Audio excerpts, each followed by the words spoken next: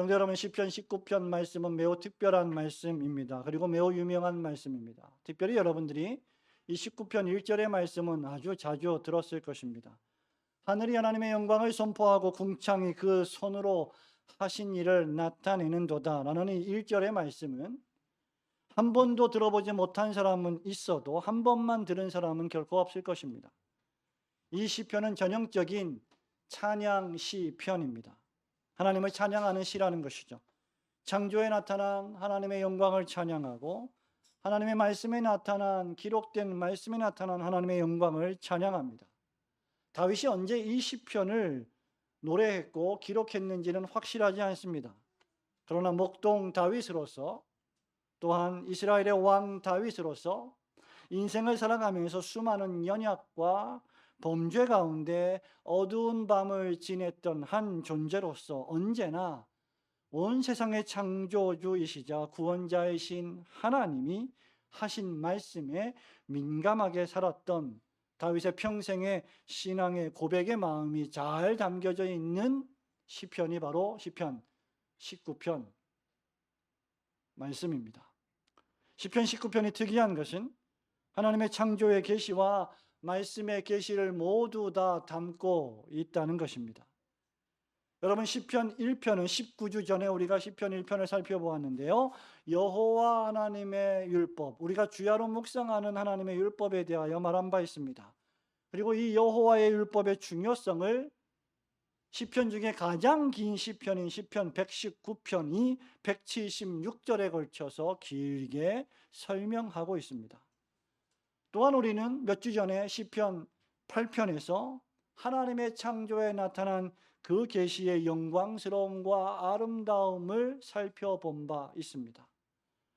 그런데 시편 19편 말씀은 바로 시편 8편과 119편의 모든 주제를 다 담고 있는 말씀입니다.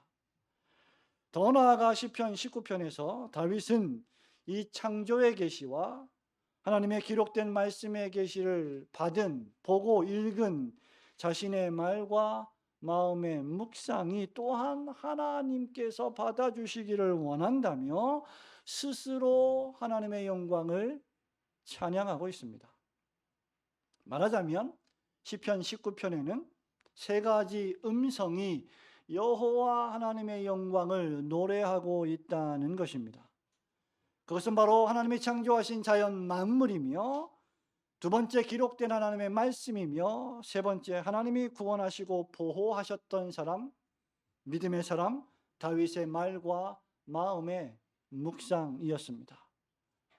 이 말씀은 결국 세상 모든 만물이, 여러분이 보고 경험하고 발을 디디고 살고 있는 이 세상과 우주 만물이 결코 우연이 아닌 하나님의 창조의 작품임을 보여주며, 사람이 하나님의 형상으로 지음받았고 타락했으나 구원받아야 할 존재임을 가르쳐 주는 놀라운 말씀입니다. 오늘 시편 29편 말씀을 통해서 하나님의 영광을 위한 세 가지 음성이 무엇인지 살펴보면서 하나님께서 예비해 주신 은혜 받기를 소원합니다.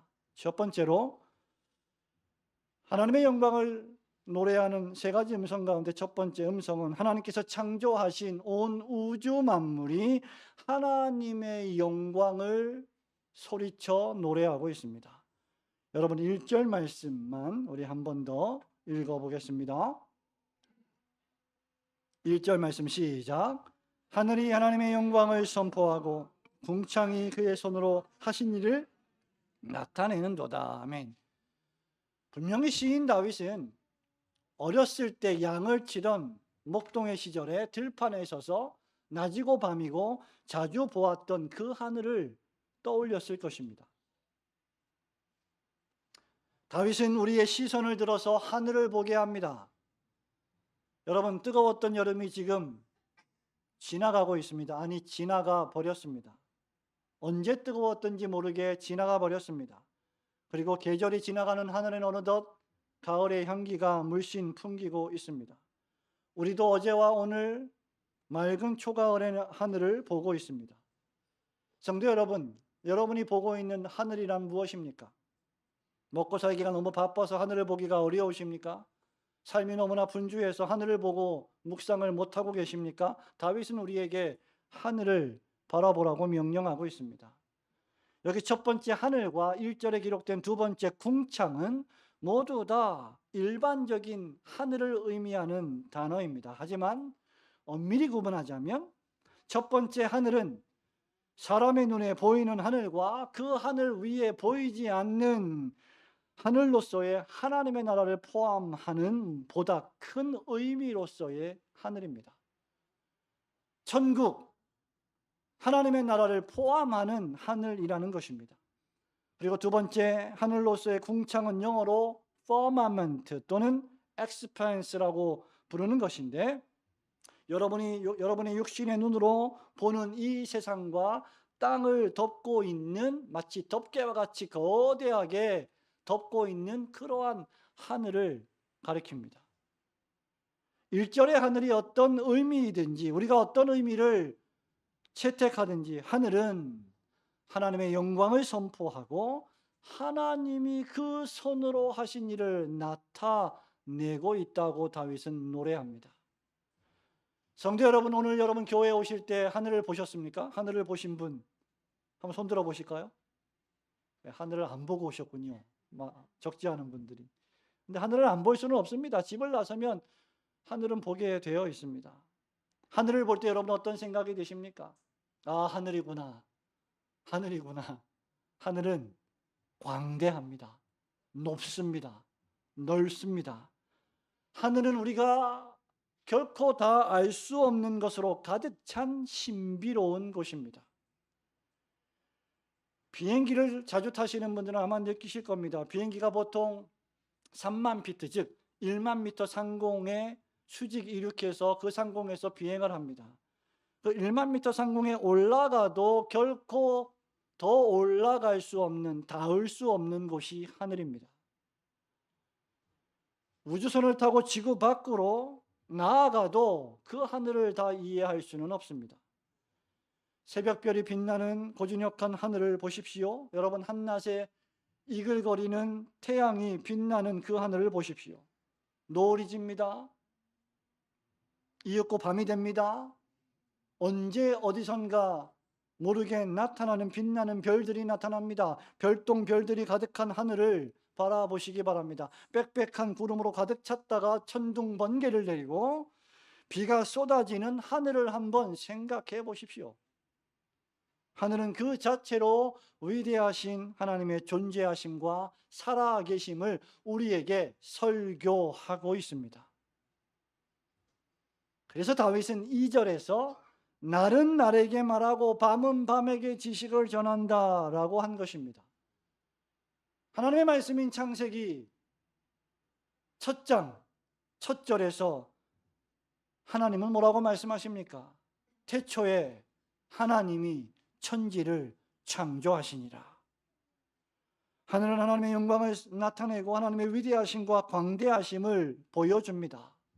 비록 하늘은 말이 없고 글도 쓰지 않습니다. 하늘은 들리는 소리도 없지만 날은 날에게 말하고 밤은 밤에게 지식을 전합니다.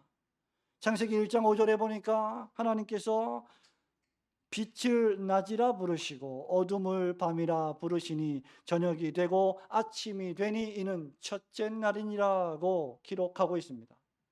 여러분이 밤에 잠을 자고 아침에 깨어나는 이 모든 날들을 하나님이 창조하셨다는 것입니다. 이 모든 것들이 놀랍게도 완벽하게 질서 있게 조화롭게 운행되고 있습니다.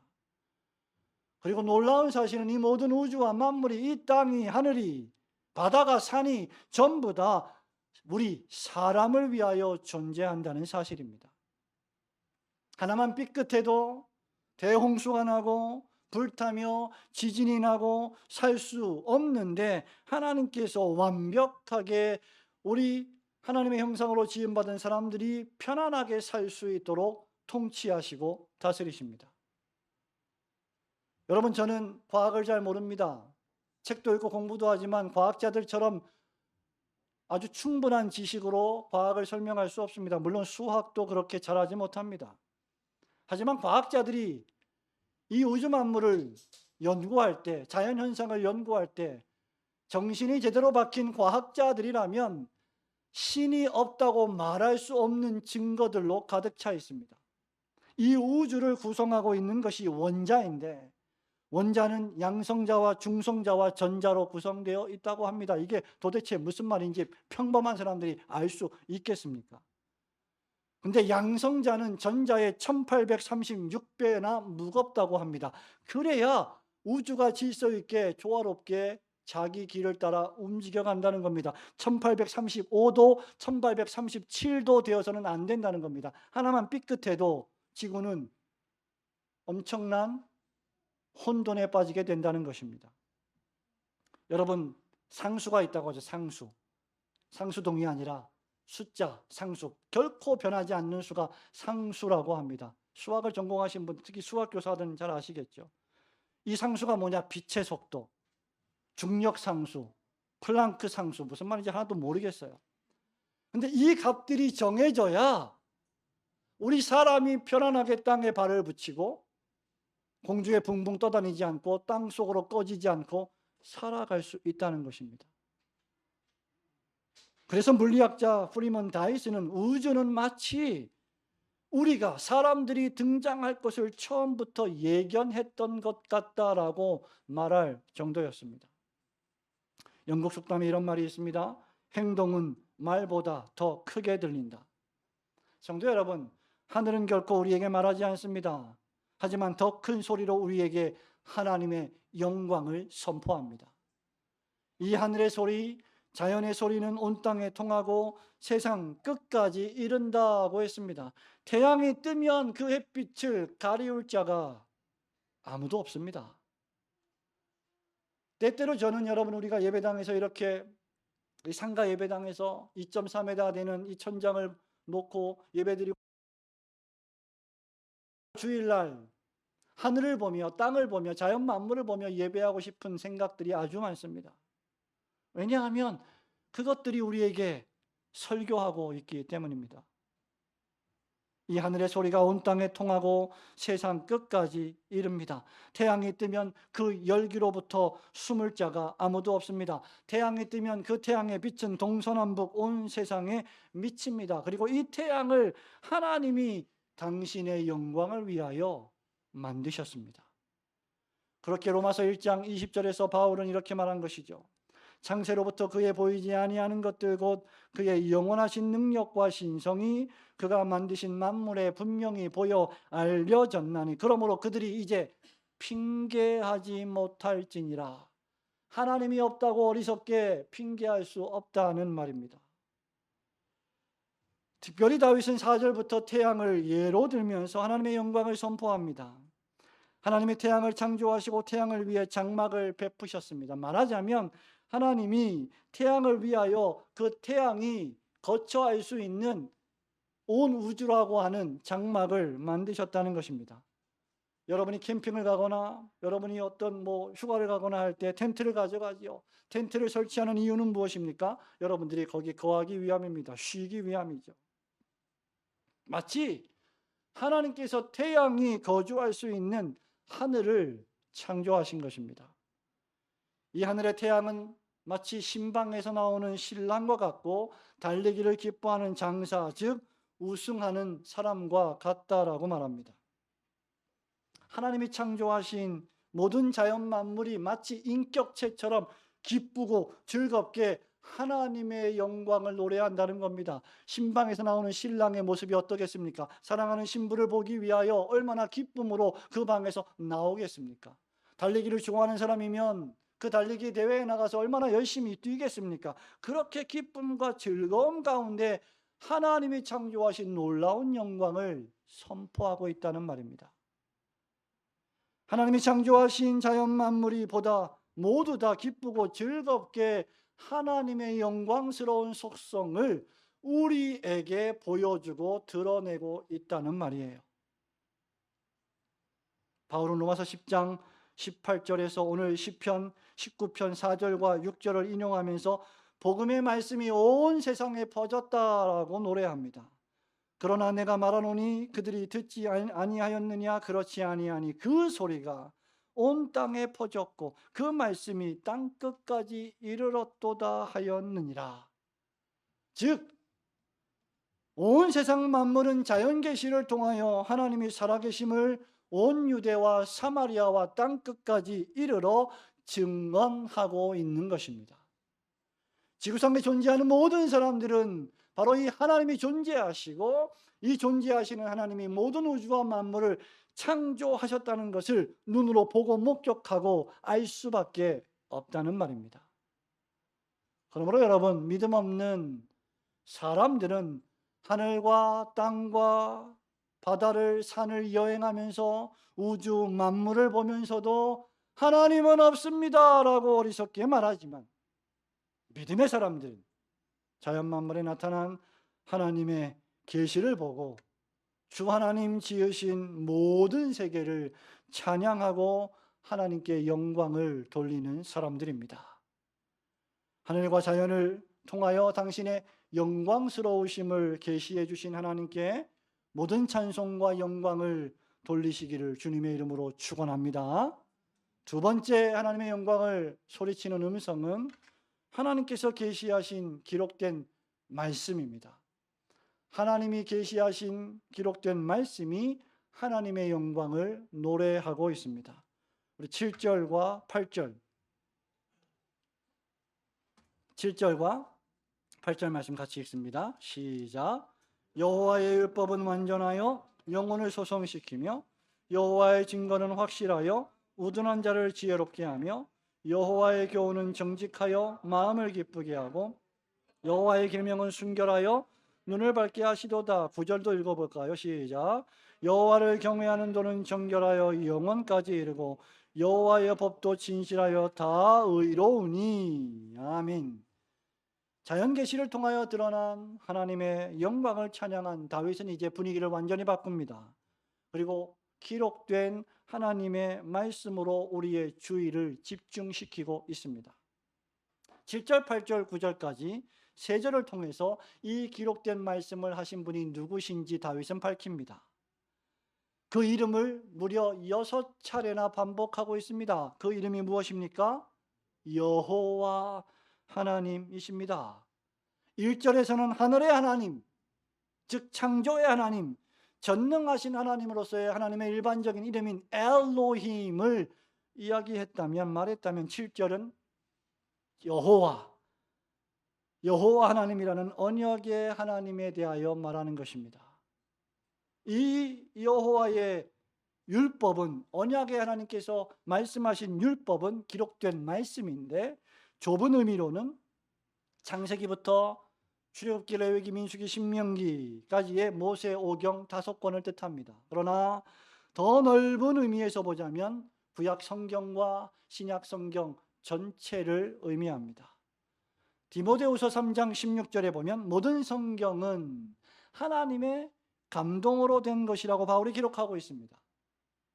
우리는 이것을 하나님의 말씀의 계시 또는 특별 계시라고 부릅니다. 하나님이 창조하신 온 우주 만물을 통해서 하나님이 계시다는 것을 우리에게 알려주시는 계시가 자연 계시, 일반 계시라고 한다면, 지금 7절부터 말하고 있는 다윗의 이 계시는 초자연 계시, supernatural revelation, 초자연 계시, 그리고 특별 계시입니다.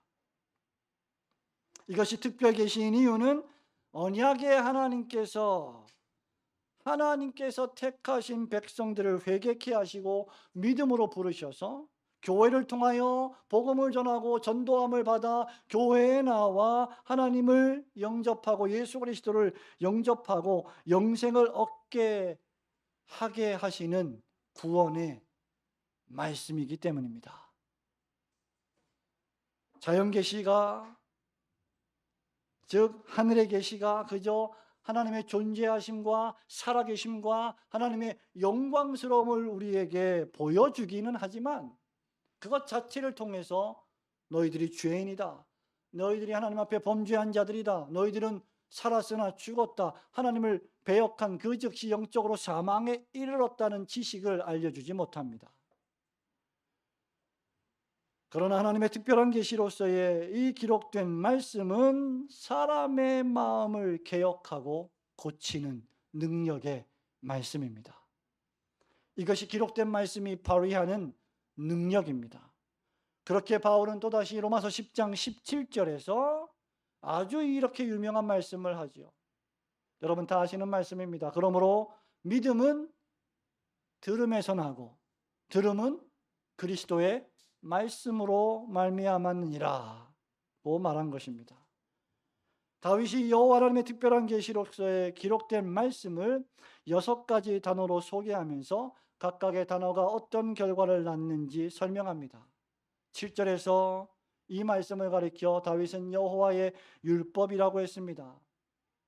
여호와의 율법은 전체 말씀을 가리키며 완전한 것으로서 영혼을 소생시키는 능력이 있습니다. 하나님의 말씀인 성경은 그 자체로 완전한 하나님의 말씀이며 모자라지도 않고 더할 필요도 없는 완성되고 종결된 하나님의 말씀입니다. 그러므로 신구약 성경 이외에 여기 하나님의 말씀이 있다, 내가 하나님의 말씀을 들었다, 내가 하나님의 말씀을 보았다, 내가 하나님의 환상을 보았다라고 말하는 것은 새빨간 거짓말입니다. 하나님의 말씀은 종결되었습니다. 이 말씀은 영혼을 회개케 하며 구원하고 생명을 주시는 말씀입니다. 여호와의 율법의 말씀을 읽고 들으면 여러분의 영혼이 다시 살아날 것입니다. 둘째는 여호와의 증거입니다. 여기 증거는 법정에서 증인으로 출석하여 하는 증언을 가리킵니다. 이 증언은 확실하고 믿을만하다고 했습니다. 신명기 25장 16절에 보면 십계명의 두 돌판이 담겨있는 여호와의 궤가 있죠. 궤. 뭐라 그랬습니까? 우리 히브리서 말씀 공부할 때 언약궤. 근데 그 여호와의 언약궤를 신명기 25장 16절에는 여호와의 증거궤라고 불렀습니다. 여호와의 증거는 사람을 지혜롭게 합니다. 바울은 또다시 디모데후서 3장 15절에서 디모데에게 말합니다. 네가 어려서부터 성경을 알았느니 성경은 능히 너로 하여금 그리스도 예수 안에 있는 믿음으로 말미암아 그 다음 구원에 이르게 하는 지혜가 있게 하느니라. 우리의 자녀들을 가장 지혜롭게 키우는 방법은 여호와 하나님의 증거의 말씀을 가르치는 것입니다. 하나님의 이 말씀은 우리로 하여금 지혜롭게 해주기 때문입니다. 셋째는 여호와의 교훈이라고 했습니다. 여호와의 교훈은 정직하다고 했습니다. 그래서 마음을 기쁘게 한다고 했습니다. 하나님의 교훈의 말씀은 굽어진 것이 없어요. 거기에는 거짓이 하나도 없습니다. 속이는 것도 없습니다. 복선도 없습니다. 이중인격도 없습니다. 사람의 말하는 의도가 무엇인지 파악하려고 애쓸 필요도 없습니다. 왜? 하나님의 이 교훈의 말씀은 정직하고 진실하기 때문입니다. 한 입 가지고 두말하지 않습니다. 그렇기에 이 말씀의 교훈을 따르면 영혼이 정직해지고 즐거워집니다. 넷째로 여호와의 계명이라고 했습니다. 계명은 순결해서 눈을 밝게 한다고 했습니다. 하나님의 계명의 말씀을 많이 알면 알수록 여러분들의 지성은 일깨움을 받고 성령의 조명을 받아서 영감을 얻게 되며 이해력을 증진시킵니다. 종종 저는 많은 사람들에게서 목사님 성경이 너무 어렵습니다. 성경을 공부하려면 어떻게 해야 할까요? 라고 말하는데 그럴 때마다 저는 많은 방법이 있지만 성경 자체를 읽으십시오. 자주 읽으십시오. 많이 읽으십시오. 성령께서 조명하시고 깨닫게 하실 것입니다. 라고 말합니다. 왜냐하면 여호와의 계명의 말씀을 읽으면 읽을수록 그 말씀은 정결해서 우리로 하여금 깨닫게 하는 능력이 있게 하기 때문입니다. 그러므로 여호와의 계명을 사랑하면 사랑할수록 그의 눈은 기쁨으로 더 밝게 될 것입니다. 여러분이 사랑하는 하나님을 여러분이 점점 더 많이 알게 된다면 그 하나님께서 좋아하시고 기뻐하시는 것이 무엇인지 알게 될 터이고, 그러니 그 하나님을 사랑하는 자는 더 기쁨으로 충만하지 않겠습니까? 다섯 번째는 여호와를 경외하는 도인데 이것은 정결에서 영원까지 이른다라고 했습니다. 잠언 1장 7절에 보면 솔로몬이 이렇게 말합니다. 여호와를 경외하는 것이 지식의 근본이거늘. 여호와를 경외하는 것이 지식의 근본이다. 여러분, 이런 지식은 영원한 지식입니다. 여러분이 이 땅에서 살아가면서 얻는 모든 지식과 정보와 처세술은 영원하지 않아요. 여러분이 죽을 때 끝납니다. 유한합니다. 한시적으로 써먹을 수 있는 처세입니다. 그러나 이 지식은 영원합니다. 왜냐하면 하나님께서 영원하시며 하나님이 하신 말씀이 영원하기 때문입니다. 풀은 마르고 꽃은 시드나 우리 여호와의 말씀은 영원하시도다. 이사야 선지자가 고백한 바 있습니다. 마지막 6번째는 여호와의 법도인데 그것은 진실하고 의롭다고 했습니다. 여기 법은 판사의 판단, 판사의 판결, 판사의 심판을 가리킵니다. 하나님의 판결은 하늘 재판정에서 하시는 하나님의 판단은 참이며 진실이며 전적으로 의롭습니다. 세상에 있는 판사들은 아무리 공평무사하게 판결을 한다고 하더라도 완벽하지 않습니다. 완전하지 않습니다. 그래서 어떤 경우에는 죄인이 죄 용서를 받고 의인이 죄가 더해져서 고통을 받는 일이 벌어지기도 합니다.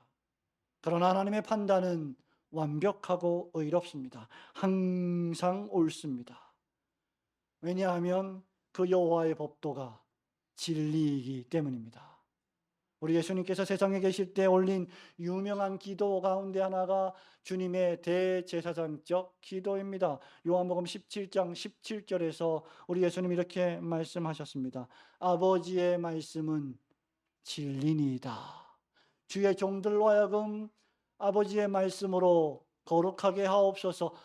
주의 말씀은 진리니이다. 진실이다. 라고 말씀하셨습니다. 그렇기에 이 말씀은 하나님의 백성들이 사모해야 할 말씀이라고 10절에서 말하고 있습니다. 꿀과 송이꿀보다 더 달고 단 말씀입니다. 다윗에게 있어서 이 여호와의 계명의 말씀, 이 6가지의 계명의 말씀은 다윗이 왕궁에서 먹었던 그 어떤 진수성찬보다, 그 어떤 맛난 음식보다 훨씬 더 맛있고 달콤한 음식이었던 것입니다. 최초의 인간 아담과 하와는 하나님의 명령의 말씀, 이 달콤하고 단 하나님의 명령의 말씀을 불순종하고 불신하고 어겼습니다. 사단의 말을 더 보암직하고 먹음직하게 들었고 결국 범죄하고 말았습니다. 신앙의 싸움은 항상 이 싸움입니다. 달콤한 주의 말씀을 더 사모할 것인가, 사단마귀의 달콤하게 보이는 위조된 말을 따를 것인가. 우리 예수님 마태복음 4장 4절에서 시험 당하실 때 이렇게 말씀하셨죠. 사람이 떡으로만 살 것이 아니요 하나님의 입으로 나오는 모든 말씀으로 살 것이니라. 여러분이 이미 공부하신 바 있습니다. 벨직 신앙고백서에 보면 성찬을 다룰 때, 성례를 다룰 때 우리 신자들에게는 이중적 생명이 있다. 육체적 생명과 영적 생명이 있다. 육체적 생명이 이 땅의 음식을 통하여 영양을 공급받듯이 우리의 영적 생명은 성찬을 통하여 주의 살과 주의 피를 먹고 마심으로 유지된다고 했습니다. 그래서 성찬과 세례는 눈에 보이는 가시적인 말씀이요 설교는 눈에 보이지 않는 비가시적인 말씀이라는 사실을 여러분은 이미 배웠습니다. 성도 여러분, 이 하나님의 말씀은 교회와 성도들의 구원과 삶의 유익을 위해 기록된 것입니다. 그래서 우리는 보통 디모데후서 3장 16절 17절에서 이 말씀을 가리켜서 구원과 행위의 유일무이한 법칙이라고 부르는 것입니다. 그 특별 계시의 유익을 기록하고 있는데 그것이 무엇입니까? 또 내가 어려서부터 성경을 알았나니 성경은 능히 너로 하여금 그리스도 예수 안에 있는 믿음으로 말미암아 구원에 이르는 지혜가 있게 하느니라. 모든 성경은 하나님의 감동으로 된 것으로 교훈과 책망과 바르게 함과 의로 교육하기에 유익하니 이는 하나님의 사람으로 온전하게 하며 모든 선한 일을 행하게 할 능력을 갖추게 하려 함이라. 이것이 특별계시의 유익입니다. 구원과 행위의 유일무이한 법칙이라는 말입니다. 이 기록된 여호와의 말씀을 받들어 읽고 또한 그 말씀을 강론하는 설교를 매 주일마다 주의 깊게 듣고 그 말씀을 지키고 준행하심으로 복을 받으시는, 상을 받으시는 성도들이 되시기를 주님의 이름으로 축원합니다. 마지막 세 번째 하나님의 영광을 노래하는 음성은 무엇입니까? 그것은 바로 하나님이 창조하신 자연의 계시와 하나님이 기록하신 특별 계시로서의 말씀을 보고 읽고 믿은 성도가 그 말과 마음으로 하나님을 묵상하고 찬양하는 소리입니다. 14절 말씀 우리 함께 읽겠습니다. 마지막 절 시작. 나의 반석이시요 나의 구속자이신 여호와여, 내 입의 말과 마음의 묵상이 주님 앞에 연락되기를 원하나이다. 아멘. 여러분, 이 말씀은 하나님의 영광을 선포하는 세 번째 음성이라고 할 수 있습니다.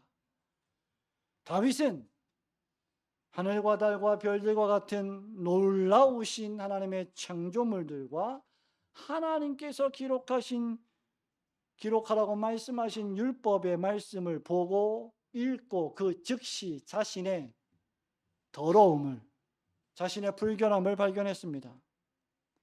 하나님의 은혜가 아니라면 결코 살 수 없는, 가치 없는 자신의 인생임을 깨달았습니다.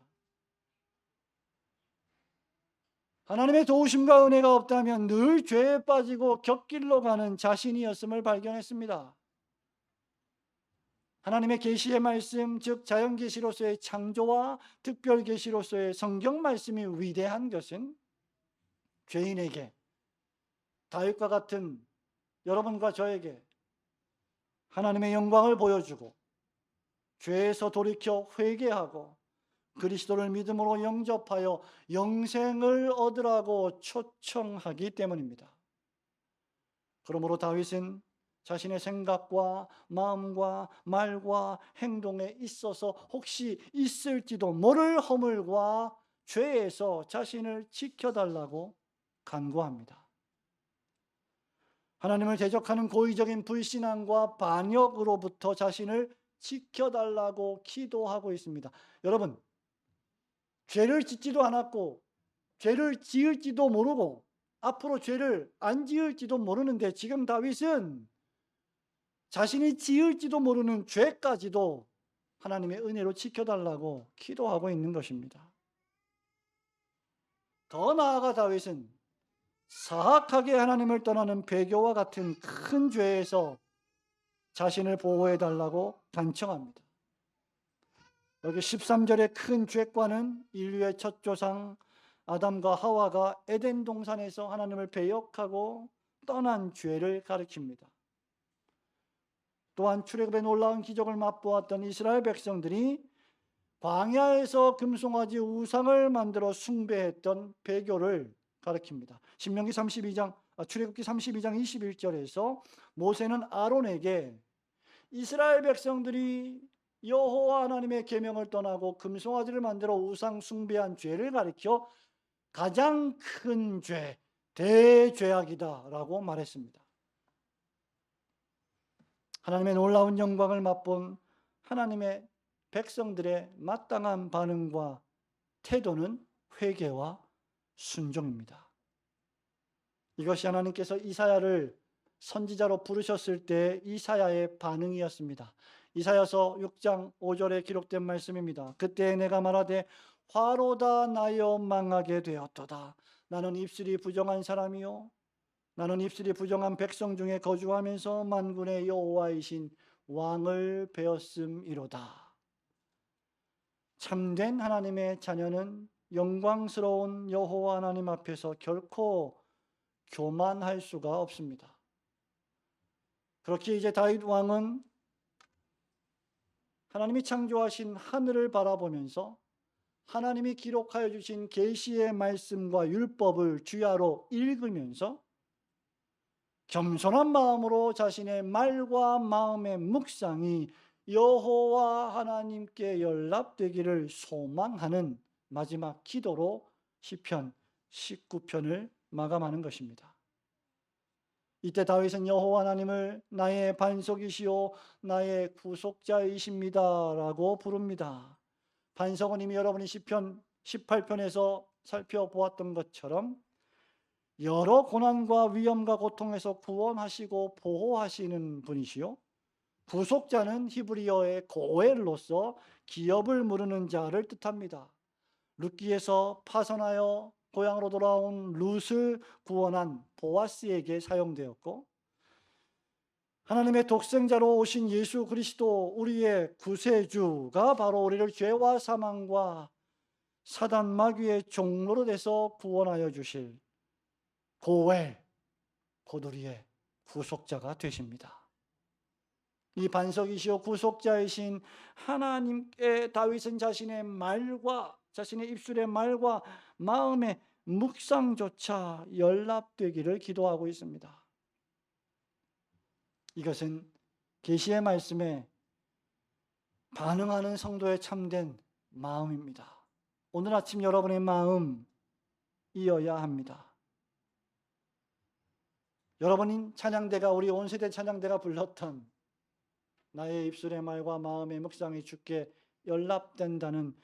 연락되기를 원한다는 그런 고백이어야 합니다.